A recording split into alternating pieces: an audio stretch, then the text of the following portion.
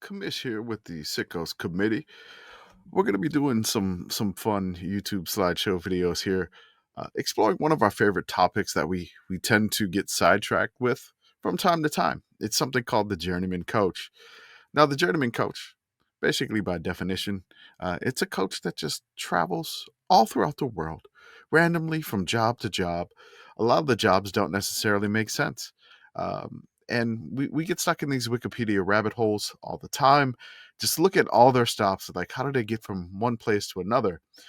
And in this series, we wanted to map these out with Google Maps. We wanted to give like journeyman coach stats, so to speak. So we want to like track how long they had to travel from job to job, how long they had to fly from job to job, things of that nature. And now these coaches are not necessarily coaches that you may know off the top of your head. You may not, but these are ones that we love to explore, and we wanted to see where their wild coaching journey took them from stop to stop. So our first topic for this is a coach by the name of Bart Andrus. Bart Andrus is kind of famous in many aspects of the world. For one instance, just look at that glorious hairline. Bart's hairline is kind of iconic and just one you really can't forget. So let's delve into the career of Bart Andrus a little bit here. Bart Andrus actually was a player growing up. His playing career was kind of an interesting one. He was both a quarterback and a punter, with 4 different stops in his playing career. He was kind of a journeyman player before the transfer portal even existed. His first stop was at Los Angeles Valley Community College. Then he moved to the College of Canyons in nearby Santa Clarita, California. Then he found his way to Corvallis to try to play for Oregon State. Due to an alleged lack of playing time, Bart then transferred to Missoula, Montana, to the Grizzlies.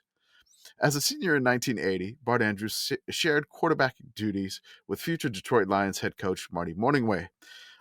As a senior, he completed 69, nice, of 118 attempts for 688 yards, also punted 61 times for a 40-yard average. Talk about a dual threat, Bart Andrus. He was also selected in 1980 to the Big Sky All Academic team. So, in just his playing career, through all of his destinations, now this is just the drive to and from, this is not from game to game. Uh, in his playing career, if you wanted to mimic his travel, it would be a 23-hour and 39-minute drive for a total of 1,523 miles. That's just the playing career. Now for the really fun part, the Bart Andrus coaching journey. In 1981, after he's finished in Montana, he started as a head coach at St. Patrick High School in Vallejo, California for 3 years. Then he hopped over to Provo, Utah to be a graduate assistant at BYU in 1984 and 1985. He won a national title with BYU there. So he's credited with being on the staff for the 1984 BYU national title. Then he went to be an offensive coordinator at Humboldt State from 1986 to 1989 in Arcata, California. Then he went back up to Montana, but not to the Grizzlies, to the arch rivals in Bozeman, Montana State from 1990 to 1991. He took a break in 1992. I don't know what he did, but I hope he enjoyed it. Then he went down to Cedar City, Utah at Southern Utah University from 1993 to 1995. In 1996, Bart finally landed his first collegiate head coaching gig at Rocky Mountain College in Billings, Montana. In 96, he also won NAIA Coach of the Year. He turned around a program that had not won a game for 4 years, and he went 6-4, winning that award. He also had the first ranked offense in all of NAIA in 1996. I don't really get too many chances to bevel the Rocky Mountain College logo, so I went ahead and did that here in this video. Then Bart moved on to Memphis, Tennessee to land his first NFL job with Jeff Fisher and the Tennessee Oilers. At the time, the Oilers were in the middle of a move from Houston to Nashville, but played in Memphis for 2 years from 1997 to 1998. They finally completed the move to Nashville in 1999. He stayed with the Titans through their Super Bowl run in 1999, and he fell 1 yard short of winning a Super Bowl title. In this segment of his like, just this is the first leg of his coaching career. If you wanted to drive where he went, you'd have to drive 90 hours and approximately 5,916 miles. Now he's in Nashville. Bart Andrus decides to take his coaching skills abroad. After his successful quarterback coaching the Tennessee Titans, Bart went out to Dusseldorf, Germany. He flew 4,462 miles from Nashville to become the offensive coordinator of the Rhine Fire in NFL Europe. Uh, then, after 1 year with the Rhine Fire in 2000, Bart landed his head coaching gig in Amsterdam with the Admirals, and he was there for 7 years. Basically, this is the longest spot that Bart stayed in his coaching career. He stayed in Amsterdam from 2001 to 2007. He won the World Bowl in 2005. Just look at him holding up that world trophy in front of the crowd. It's glorious, right? After NFL Europe folded in 2007, and he only traveled 140 miles between coaching stops in NFL Europe, Bart returned to the United States, where he reunited with Jeff Fisher as an offensive analyst. So he flew 4,355 miles back to Nashville. So we're back in the United States, and the Bart Andrus coaching adventure continues. Upon returning to the Titans for 1 year in 2008, Bart then branched out and headed up north to the Canadian Football League to become the Toronto Argonauts head coach in 2009. The Bart Andrus CFL experience did not go well, and he was let go as the head coach of the Argonauts in 1 year after a dismal 3-15 record. That's right, the CFL plays 18 games. So 3-15, not cutting it in the CFL. They got rid of Bart Andrus then rested in 2010. Didn't do anything. So after his CFL stint, which he kind of looked a bit embarrassed, he rested. Then he found another coaching gig as an offensive coordinator for the Omaha Nighthawks in the United Football League.